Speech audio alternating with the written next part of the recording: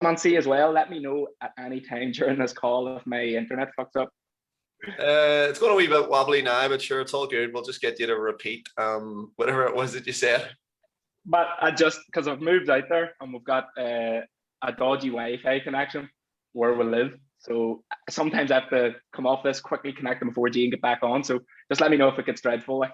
Yeah, that's a pre-warning for anyone watching now because we are live. Dean, how you doing, brother?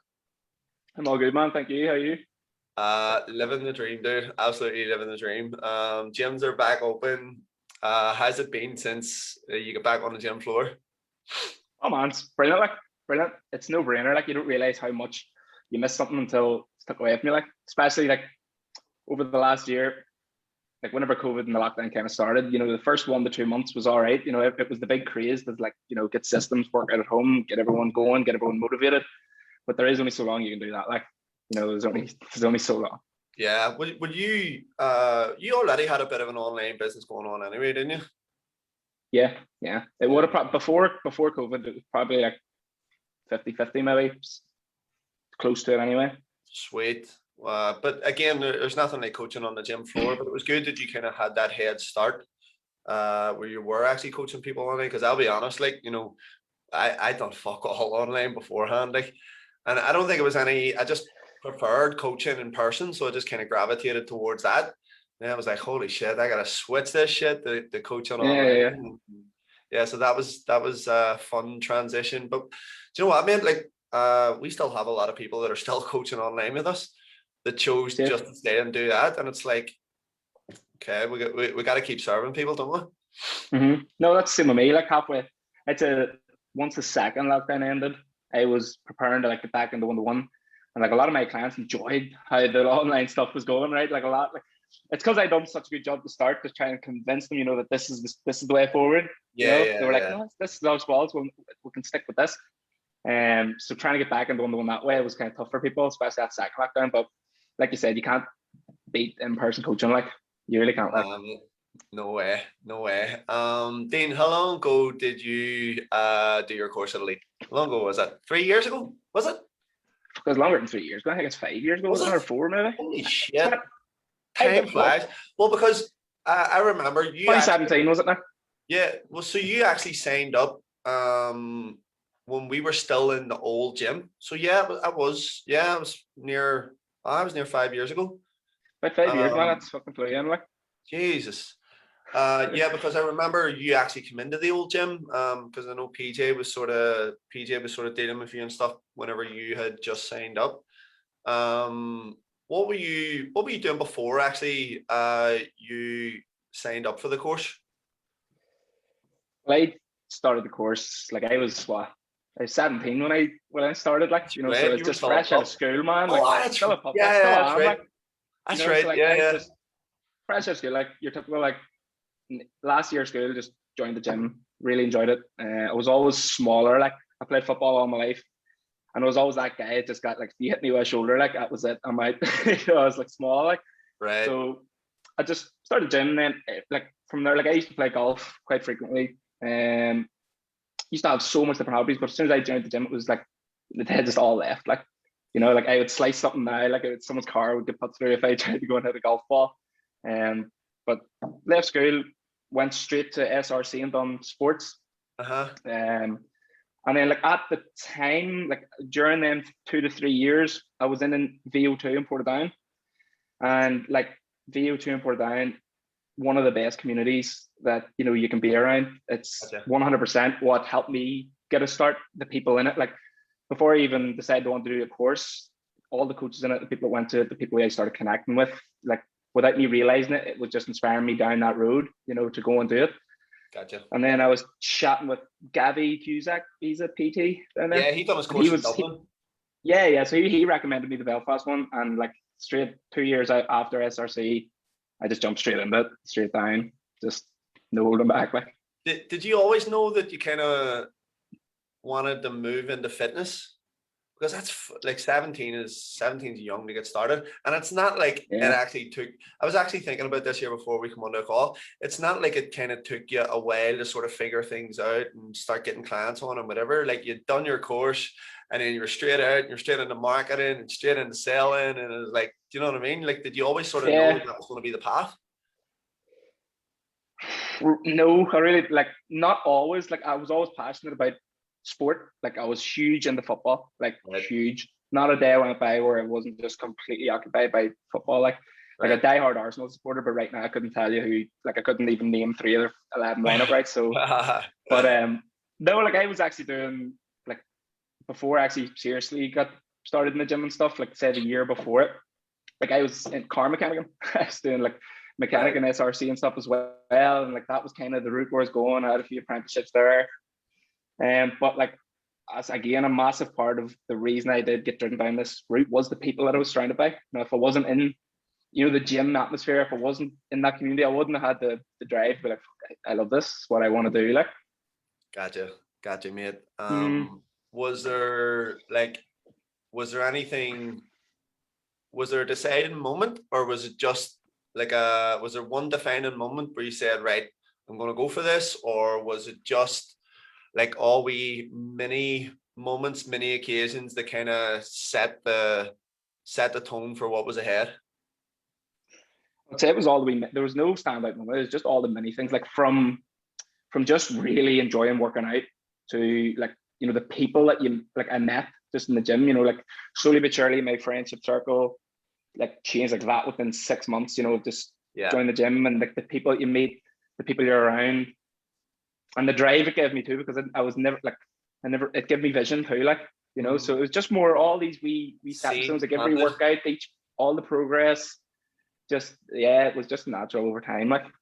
Yeah, just gradually planting seeds. Mm.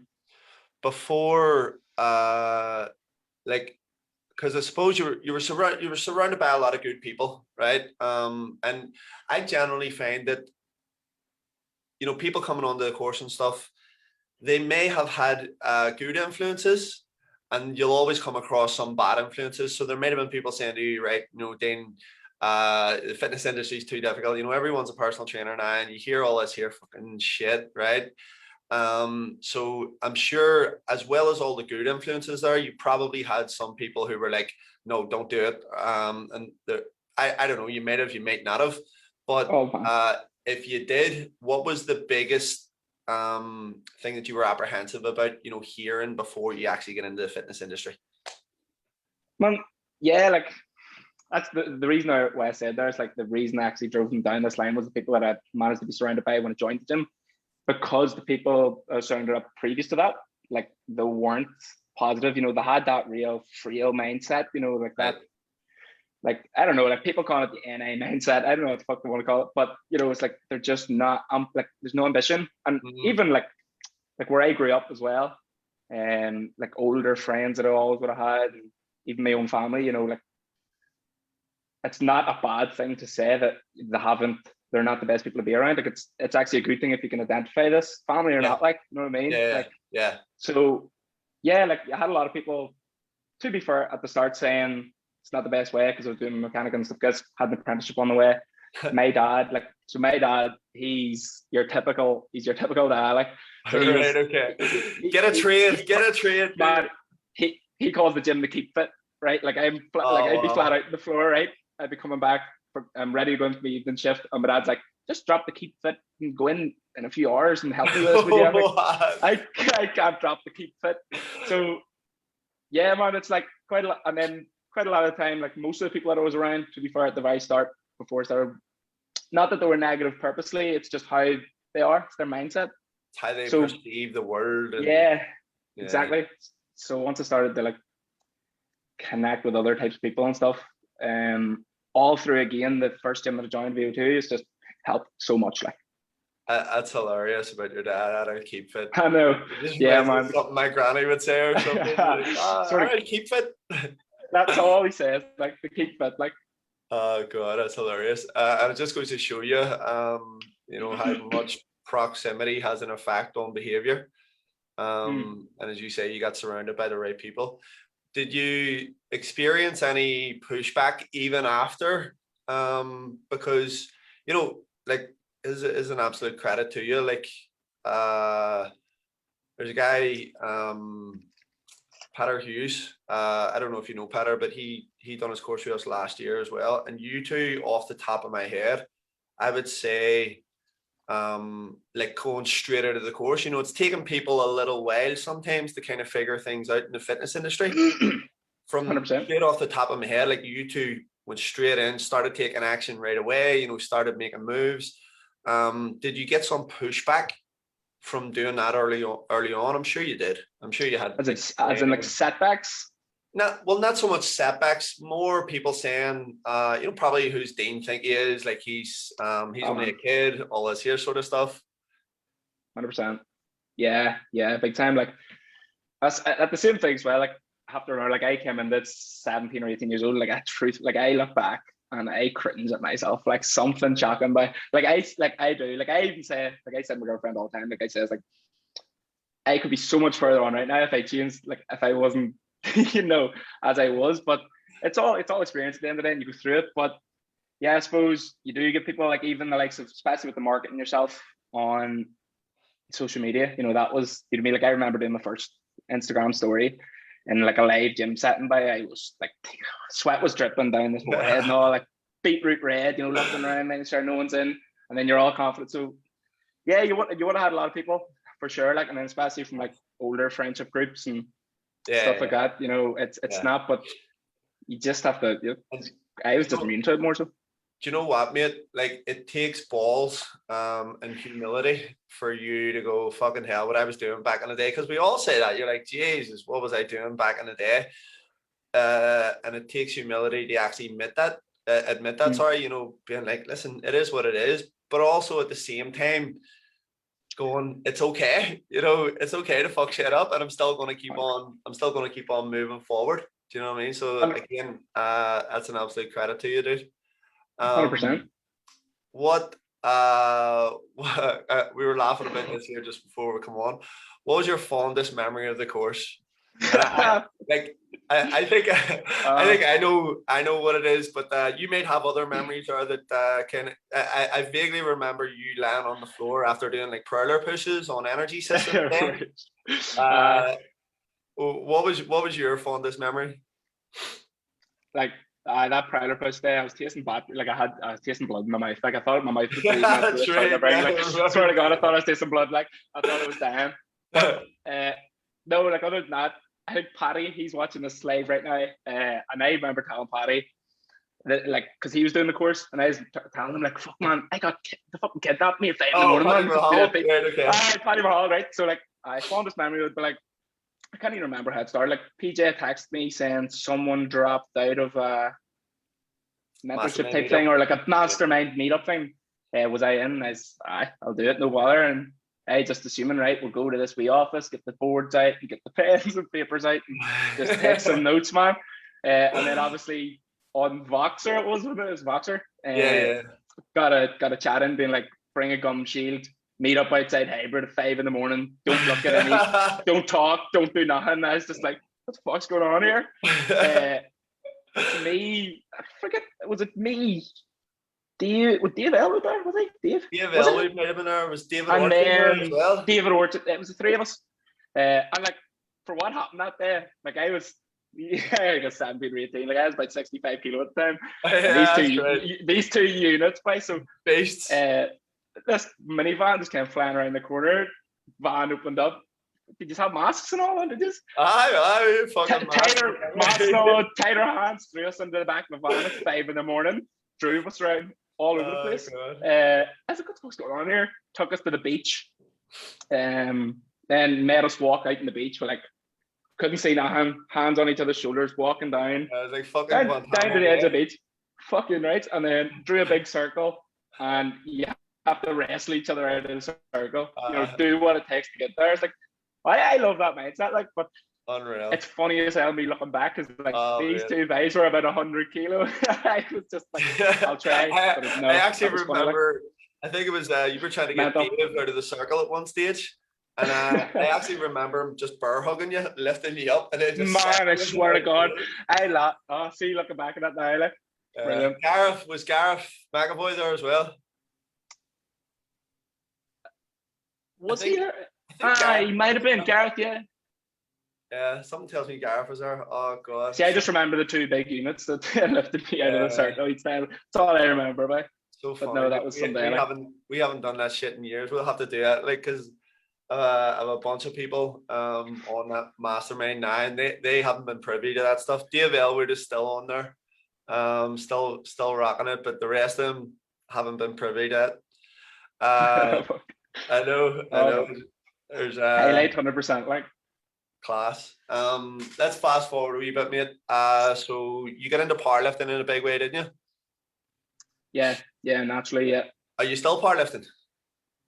Well, right now, no, but like I will always coach it, will always be involved with it, and whether or not it's more like nowadays too, from the people that I've been learning from, the people who've been like the course I've done, the mentors that I've looked up to, people like there's this like, hate to saying it, but it's like new breed powerlifting. You know, it's like powerlifting gets bad rap sometimes. Just old school powerlifting, heavy ass grunt, big wrist wraps, chalk everywhere, lift as much as you can, but like, which is cool too. Which is cool at the same time, but at the same time, it's like there's so much other aspects to it. So yeah. When you say like, whenever people assume you're a powerlifter or you're a powerlifting coach, just like all he does is lift, whereas like there's so much other pieces to the puzzle. You know, like muscle growth, movement. You know, everything else does fit into the puzzle, and that goes towards getting as strong as you physically can. But no, right now I'm actually doing a cut. I have a photo shoot booked for August. Wow, which is mad. For the first time, first time doing like a serious shred. So I'm 4 weeks into it now. 9 weeks left. Hating life. Not well, slowly. Like we're getting there. We're getting there. Okay, that's class, dude. I'm looking forward to seeing that. What sort of prompted you to do that? Was it just something different? The photo shoot? Yeah. More so the first like lockdown, I was able to train in Paddy's garage gym and powerlift. And I continued to powerlift throughout the first lockdown. Set some goals to hit a squat, a bench press and deadlift, which I hit at the end of the first lockdown. Going into the second lockdown, I couldn't, the motivation, the drive wasn't there to show up to an empty garage every day, lift heavy weights, feel shit scared if you could die and just go again. So I needed a complete change of training, a new goal, something that you can, a style of training you can go in your own and bang out in 45 minutes a night. So the main drive was just to get my ass in gear again and set a serious goal. Like. Gotcha. That's cool, mate. So you're 9 weeks away. Looking forward to seeing that, dude. Looking forward to the end result, like the next 9 weeks. We'll see. I'm actually now, as you say that there on powerlifting, I'm actually just kind of piecing together that puzzle, because you do, especially now. I don't know if you follow this dude, right? On Instagram, I think his name's Hunt Powerlifting or Hunter Powerlifting. Not too sure. Have you seen this guy? No, I don't think so. I think it may be Hunt Powerlifting, right? His numbers are fucking insane, right? And you know the way, like, back in the day, you would have seen powerlifters who, and had this big power belly and stuff, didn't move so well, kind of walked on their back a little bit, obviously training the same lines of tissue over and over again. This dude's numbers are fucking insane. I always think about, what do you call it? We actually brought him over to Belfast for Andy Bolton, first guy to ever deadlift 1,000 pounds, right? Yeah. And we brought him over to Belfast, and it actually put me off powerlifting because it almost looked like he had hypertension. He was so out of shape. We had to get him a chair to fucking sit down to deliver the seminar, and I was like, oh, that is not good. And as you say, that old style of powerlifting. But then I look at guys like this here today. Not only is he fucking putting up ridiculous numbers, like hook gripping fucking 800 pound for fun and doing reps with it, it's insane. But he's also like fucking jacked, and he moves well, and it's like, you don't need to move like Andy Bolton to put those type of numbers up. And these recent guys are actually proving that. 100%. Yeah, which is fucking cool to see.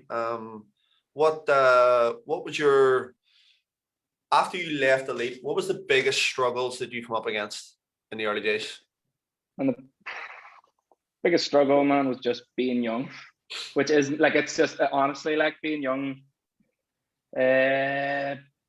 not even immature, but more just fucking out there going with the flow, not really having any drive in the business side of things, and not really trying to understand anything in the business side of things.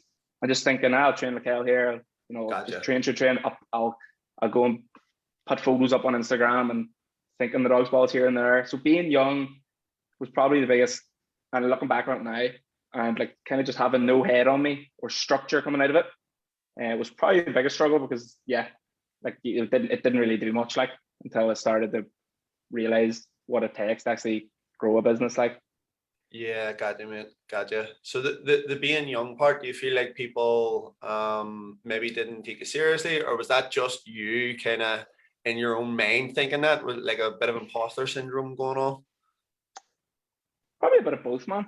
Probably a bit of both. I would definitely say more so like people would, and it is actually, it's 100% right. It's not that it's wrong. You don't have the experience of the team. You know, even at 22, it's like you're the youngest person in the room. Sure, listen, like, but especially at 18, it's like you don't be seen as, you know, that credible guy to go to.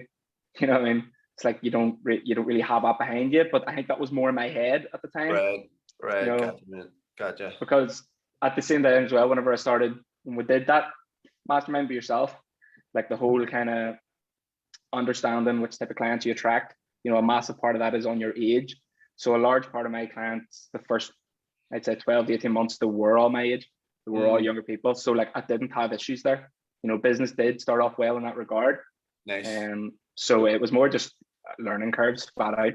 But from what you said, I did dive straight into things, which is a good thing to actually experience them learning curves sooner rather than later. Yeah, because you were figuring out sooner what worked and what didn't work. You were learning a lot of lessons that took people, you know, people are probably just learning them in their 30s and going, you know, holy shit, I didn't know this before. Whereas you were getting that in your teens and early 20s, really earlier on. And, you know, now, as you kind of say that there previously, I know you were kind of thinking when you were younger, but because you've been, seems like you've been knocking about now forever, which you kind of have. You're 20, 22, 23 now. 22, yeah. At 22, you know, you've got that credibility at such a young age, which is unbelievable to see, dude. That's it, and that's not a thing too. Like, as much as I say, like my biggest struggle is being young. Like I tell myself that every day, any hard days I get, any hard months I get in business, or any, you know, hard decisions that makes, like I am lucky that I'm only 22 in that regard, because I have time to burn. Like I have failures to experience I can experience failures so much easier at 21, 22, 23, make these harder decisions, you know, have no kids, you know, no mortgage, that type of stuff. So like I'm happy in that regard to be able to like have so much time on, like, in the bank, if you know what I mean. That's but cool. on the other end of things, I'm telling myself, like, don't be saying this as a way to kind of just fucking drift in a boat because you're young, because eventually, you know, the years go by fast. Like, yeah, you have to make things happen. Like, Jesus, dude, you know, you're 22, even saying that. Whenever I was 22, I was like getting questioned in the barracks. Unreal. We're cracking someone. Nah, dude, that's really good. What do you see? What do you see for yourself in the future? What's the plans? Plans is to continue as I'm going at the minute. Like the long term goal, you know, we're talking 5+ years, is to have my own facility, private training facility for just myself and clients. So that is kind of the big ultimate goal where we're drifting towards. But honestly, it's more so just going the route I am and just doing it better. You know, like I'm nowhere near where I want to be. Like the approach that I'm taking and the vision that I have remains the same. It's just trying to get it bigger and bigger, you know, and just trying to make it better. But other than that, it would probably be driving towards the facility within the next 5 years maximum, hopefully. Like, that's cool. the goal. That's cool. We'd love to see that happen. What's been the biggest breakthrough for you? in your time as a coach? And again, it mightn't be just one big defining moment. It could be little mini moments as you're going along. Has there been a point where you've been like, fuck, right, okay, this is what I was meant to be doing? Or has there been like one influential moment where you've been like, right, okay, that this is definitely for me? Best, and there's loads, there is loads of moments. There is lots of wee gem moments, the massive thing is mainly the community and the people that you're around, just meeting different people at different stages and having people there for you 24, pretty much 24/7, new people behind you. Obviously results with clients too, being able to actually change people, yes, properly, not just any 6-8 week thing. You can't, I don't care what anyone says, you can't change someone in 12 weeks. So whenever you work with someone for so long and you generally do make a difference with them, sometimes I don't even believe I've done it. To them it might be mad thing, but to me it's just I've just trained and we've got the knowledge. So we things like that, as the time has went on, I would say has been the defining moments. And then I'd say the more I've kind of continued my education too. So the more I've continued my education and got more specific, to the field that I want to kind of learn in. Whenever you break into that community and then you're like, fuck, it's like you're a student, obviously a student, but you're if you're I'm the dumbest person in the room type of thing, that sense. It's you don't want to be the smartest person. You have a white belt mentality. But that's it. So the more it's kind of just further in that too, the more you realize, fuck, I have so much more to learn. So I tell myself all the time, if I learned that in 2-3 years, it's just more this division of it too that keeps me going. Because when you don't have it right now, the only thing that keeps you going is where it could be. If you know what I mean? Love it, mate. And I suppose that leads us nicely into let's say there's some young lad or girl, not even young, because again, you've a good head on your shoulders, and someone starting out or thinking about starting out, what's the top piece of advice that you would give someone who's maybe looking to just get started and get moving? Just lean in 100%. Don't hold back. You can't give something 80% and 20% to something else and expect it to grow. And I've done that myself. And there's things to this day where I still am scared to commit to. It's normal. But just lean in, have the right people behind you. Because I'll confidently say right now, if it wasn't for the people that I have behind me way back in the start, I wouldn't be where I am. And I say it all the time. So surround yourself with the right people. A lot of the time you have to pay for that, and I've noticed even in further education, when you want to be around the right people, you have to pay money to get there. To get, you know what I mean? So always an investment. 100%. So be around the right people and just lean in 100%, and just that mentality too. I'd say it helps me. It's you have to tell yourself you're the dog's balls when fine rightly you're not.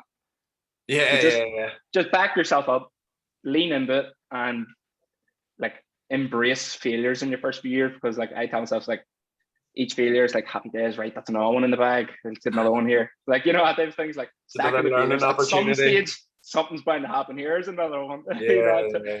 Gotcha, man. I'd say just don't be scared.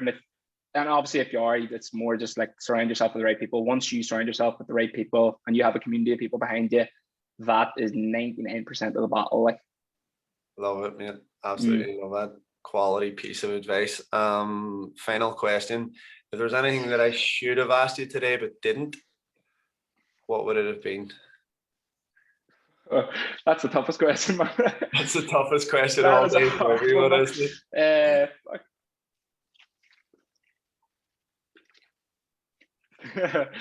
Well, if there's any questions you should have asked me.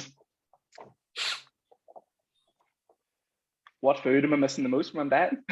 That's all I can think of. What food are you missing your most in your diet? Man, I love my food. So I am I'm early in the stages, so I haven't really cut anything out yet. I had a Nando's yesterday, so I'm loving it. But I'd say the main thing I'm missing is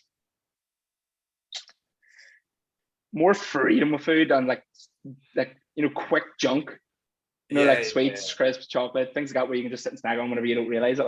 Gotcha. That's all correct. Like, It's having to actually think about what you're eating. yeah, You probably not eat any less on any given day, but it's just having to actually think about eating less is what the problem is. that's exactly it, man. 100%. Been there, dude. Been there. Never be there again. It's the one and done, probably. Absolutely. Dean, thank you so much for coming on today, brother. Always appreciate your time. No, it's my pleasure, man. Thanks for having me on. Yeah, good to see you, dude. If yes, one last thing. If anyone wants to connect with you, where can they find you? Instagram is going to be my primary place, like, so Dean underscore DGSC. That's where I'll primarily be, like, nowhere else really. Love it, brother. Thank you so much, mate. No, all good, man. Thank you. All right, mate. Appreciate the time. Bye. Take care. Have a good day. Cheers. Bye. Adios.